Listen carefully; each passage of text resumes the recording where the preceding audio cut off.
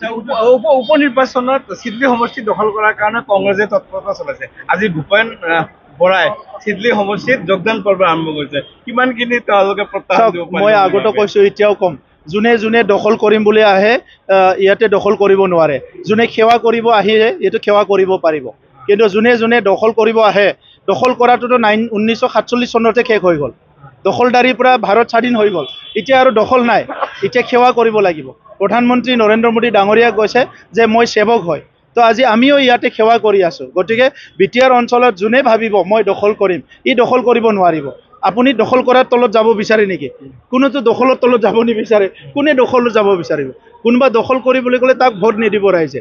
যদি কয় ই আহি নহয় মই বিটিআৰ সেৱা কৰিব আহিছোঁ, ৰাইজে তাক মৰম কৰিব। নামটো উঠি আহে।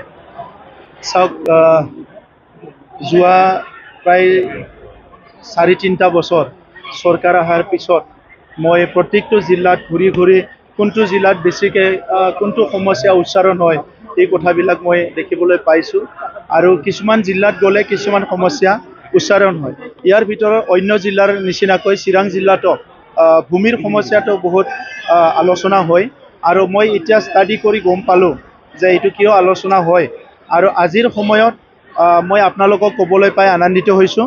আমি চিৰাং জিলাত চিডলি আৰু আমাৰ যিটো বেংটল দুটা চাৰ্কেল মিলি 1886 ফেমিলিক আমি লেণ্ড ছেটেলমেণ্ট ইয়াত চাৰ্টিফিকেট দিবলৈ সক্ষম হৈছোঁ।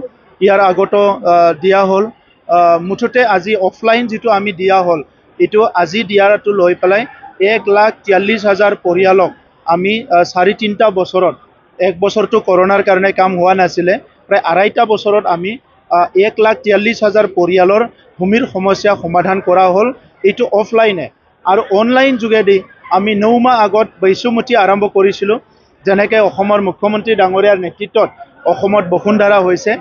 আৰু বৈশ্যমতিত এতিয়ালৈকে 91,000 ফেমিলিয়ে এপ্লাই কৰিছে। ইয়াৰ ভিতৰত 56,000 ফেমিলিৰ সমস্যা সমাধান কৰা হৈ গ'ল। 2টা প্লাছ কৰিলে 2 লাখতকৈ অধিক হৈ গ'ল। মানে আগৰ চৰকাৰে 17 বছৰত 15,000 দিছিলে, আমি 4-3টা বছৰত প্ৰায় 2 লাখতকৈ অধিক পৰিয়ালৰ ভূমিৰ সমস্যা সমাধান কৰিলোঁ। এইটো অন পেপাৰ আমাৰ তাত আছে। এতিয়া কথা হৈছে যে আগৰ সময়ত এইবিলাক সমস্যা আগৰ চৰকাৰেও সমাধান কৰিব পাৰিলেহেঁতেন, কিন্তু তেখেতসকলে মানুহৰ সমস্যাৰ প্ৰতি, ৰাইজৰ সমস্যাৰ প্ৰতি, শিক্ষাৰ সমস্যা, সামাজিক সমস্যা, ভূমিৰ সমস্যা এইবিলাক গুৰুত্ব সহকাৰে লোৱা নাছিলে। আমি দেখা পাইছোঁ যে মানুহ এজনৰ নামত যদি, এটা পৰিয়ালৰ নামত যদি এক কথাও মাটি নাই, সেই প্ৰতি পৰিয়ালে কিমান দুখত তেখেতসকলে জীয়াই থাকে। যেতিয়া এক কথা মাটি তেখেতৰ নামত আহি যায়, সিদিনা তেখেতৰ বহুত ফূৰ্তি হয়। কাৰণ পৃথিৱীত মানুহ জন্ম পোৱাৰ লগে লগে ভূমিৰ অধিকাৰ, পানীৰ অধিকাৰ, বায়ুৰ অধিকাৰ এইবিলাক আমাৰ জন্মৰ লগত আহা। গতিকে তাৰ পিছতো যদি আমি মাটিৰ অধিকাৰ নাপাওঁ, আমাৰ কাৰণে এইটো বহুত দুখৰ বিষয় হয়। গতিকে মই খুব আনন্দিত। আৰু বিটিআৰ চৰকাৰৰ হৈ যিসকলে আজি পাইছে তেখেতসকলক কংগ্ৰেচুলেশ্যন জনাইছোঁ। আমাৰ চৰকাৰখনে অকল ভূমিতে নহয়, বাকী যিবিলাক সমস্যা আছে, আমাৰ মাজত বড়ো অনাবড়ো এটা পৰিৱেশ আছিলে, এই পৰিৱেশবিলাক আমি লাহে লাহে দূৰ কৰিবলৈ সক্ষম হৈছোঁ। এতিয়া আমি একেলগে দুৰ্গা পূজা পাতিম, আমাৰ শাৰদীয় দুৰ্গা পূজা আহি আছে, একেলগে আমি লক্ষ্মী পূজা পাতিম, ইয়াৰ পিছত আমি একেলগে দিৱালী আমাৰ উদযাপন কৰিম। আৰু ইয়াৰ আগত যিবিলাক বিভিন্ন পৰ্ব হৈ গ'ল, এইবিলাকো আজিকালি উখল মাখৰেৰে উদযাপন আমাৰ অঞ্চলত কৰে। তাৰমানে এইটোৱে বুজাইছে ইয়াত যিটো ভয় মানুহৰ, যি এটা শংকা, এইটো লাহে লাহে দূৰ হৈ গ'ল।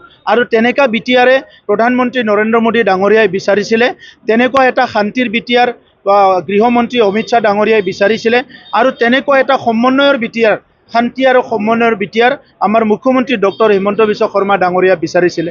আৰু আজি ইয়াত আমি UPPL BJP মিলি তেখেতসকলৰ সপোন আৰু বিটিআৰ অঞ্চলৰ 35 লাখ জনসাধাৰণ আশা আকাংক্ষা এইটো পূৰণ কৰিবলৈ সক্ষম হৈছোঁ। ভূমি বন্দোবস্তি পত্ৰ বিতৰণৰ ক্ষেত্ৰত বিৰোধীয়ে কৈছে এইটো বৈষম্যমূলক আচৰণ আপোনালোকে কৰি আছে। এইটোতো আপোনালোকৰ আগত গাই দিলোঁ মই, কোন জনগোষ্ঠীয়ে কিমান পাইছে। এতিয়া আপোনালোকে সেই লিষ্টটো মোৰ পৰা লৈ ল'ব যে এইটো অনলাইন মাত্ৰ, অফলাইনটো আমি ছেগ্ৰিগেট কৰা নাই, পিছত অফলাইনটোও দি দিম। এতিয়া অনলাইনটো আপোনালোকক মই আজিয়ে দি দিম, 91,000ৰ ভিতৰত কোন জনগোষ্ঠীয়ে কিমান এপ্লাই কৰিছে আৰু কিমান পাইছে। গতিকে ইয়াত কোনো বৈষম্য নাই। বিটিআৰ অঞ্চলত আগত দশকৰ পৰা দশক ধৰি বৈষম্য হৈছিলে, এতিয়া আমাৰ চৰকাৰ অহাৰ পিছত সমন্বয় আহিছে। এক্সিষ্টেঞ্চ যিটো নেকি সহবাসস্থান এইটো আমি সন্মান কৰোঁ। এই বিটিআৰ অঞ্চলত 23টা জনগোষ্ঠী আছে আৰু এই 23টা জনগোষ্ঠীৰ ভিজন ডকুমেণ্ট ওলাবলৈ গৈ আছোঁ আমি অহা 3 মাহৰ ভিতৰত। গতিকে আজি ইয়াত আগৰ সময়ত যদি বড়ো কষ্ট পাইছে, আদিবাসীও কষ্ট পাইছে, বঙালীও কষ্ট পাইছে, নাথ যোগীও পাইছে, সূত্ৰচৰ, গোৰ্খা, মাইনৰিটি চবেই কষ্ট পাইছে। গতিকে আজি আমি একেলগে আগবাঢ়ি যাব লাগিব।